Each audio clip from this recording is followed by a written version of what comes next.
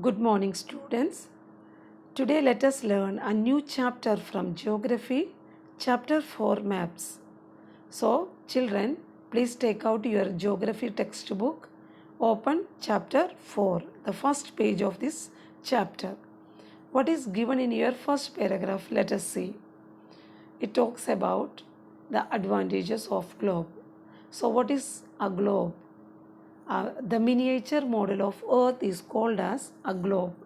So there are many advantages of a globe. But at the same time, there are many limitations also. If you wanted to find out a country on a globe, it's very easily you can find out. And you can find out the location of that country. But if you wanted to find out a particular place of a country, then that is not that much easy to find out on a globe. So that time we can use another material that's called as a map. Okay, so what is a map? A map is a representation or a drawing of the earth's surface or a part of it drawn on a flat surface according to a scale. So the drawing of earth's surface or a part of the earth's surface is drawn on a flat surface according to a scale. It's called as a map, and you are very much familiar with maps. In history, you have located many places in the political and physical map of India. Yes, so this is what you are going to learn about the detail. You are going to learn in a detailed way about map. Okay, so what is the definition of map? A map is a representation or a drawing of the earth's surface or a part of it drawn on a surface according to a scale. Okay, so now let's see what are the different types of maps. There are three different types of maps. The first one is physical maps. Maps showing natural features of the earth such as mountains, plateaus, plains, rivers, oceans, etc. are called physical or relief maps. So these, if you wanted to study about plateaus, mountains, plains and all, so which map you have to use? You have to take a physical map. You will get informations in the physical map of India. Now let's see what is political maps. Maps showing cities, towns and villages and different countries and states of the world with their boundaries are called political maps. So if you wanted to study about the cities, as if I told, if you wanted to learn about Delhi, if you wanted to learn about Jammu and Kashmir, if you wanted to know about Ladakh, so which map you have to take? You have to see political maps or political map of India. Yes, so political maps tell us about the cities, villages, towns and all. And physical maps tell us about the mountains, plateaus, plains, rivers, etc. Okay. So now the third one is thematic map. What is thematic map, children? Some maps focus on specific information such as road maps, rainfall maps, maps showing distribution of forest, industries, etc. If you wanted to know about uh, rainfalls, if you wanted to know about forest, if you industries, all these informations you will get in a thematic map. So these are the three important types of map. Okay, the first one is political map, second one physical map, third one thematic map. Okay, now let's see what are the components of maps. So when we make maps, we have to see three different things. These are the three important things which we have to see when we have to make maps, that they are called as components of maps: distance, direction and symbol. Okay, so what is distance?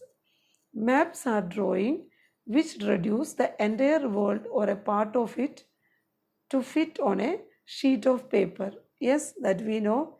It is, the place is in large scale, but in its large scale, in a map we can see it in a, we can see it in small size. Okay, so that, how is it happening? So we cannot reduce the size according to our own ideas. So what we have to do, we have to use a particular scale.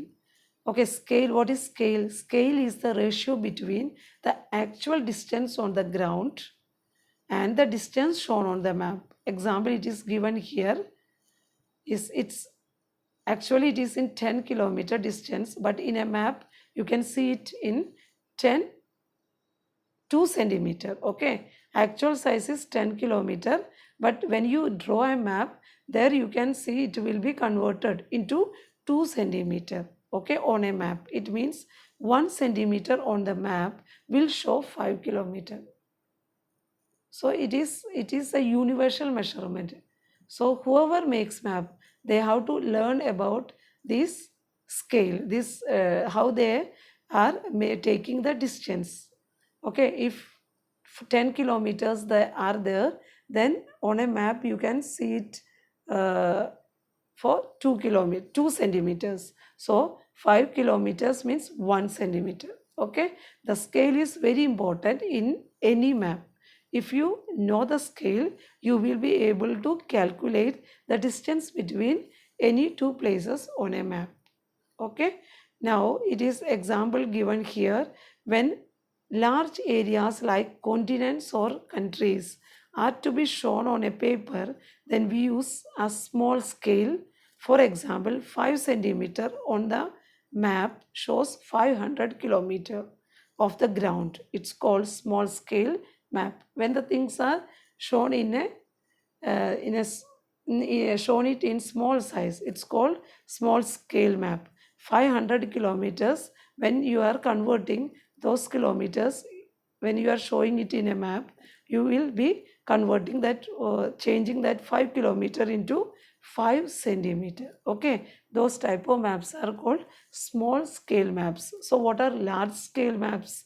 When a small area like your village or town is to be shown on a paper, then we use a large scale, that is 5 centimeter on the map shows 500 meters only on the ground.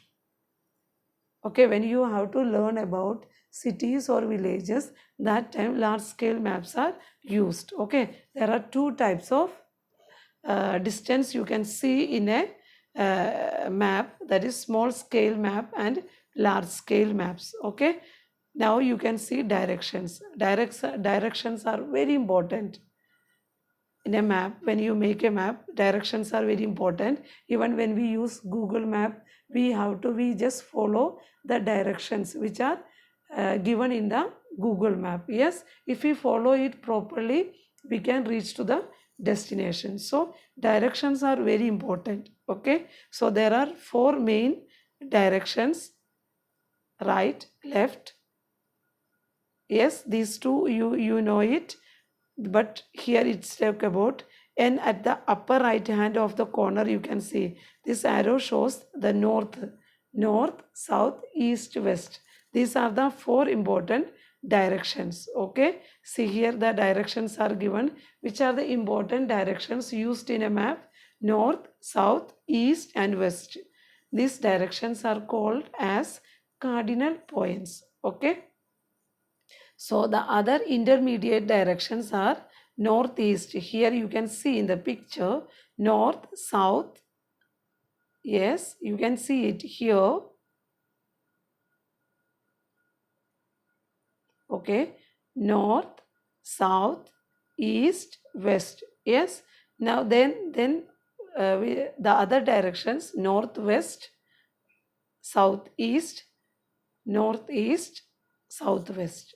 Okay, so these are the main. What are the main directions? North, south, east, west.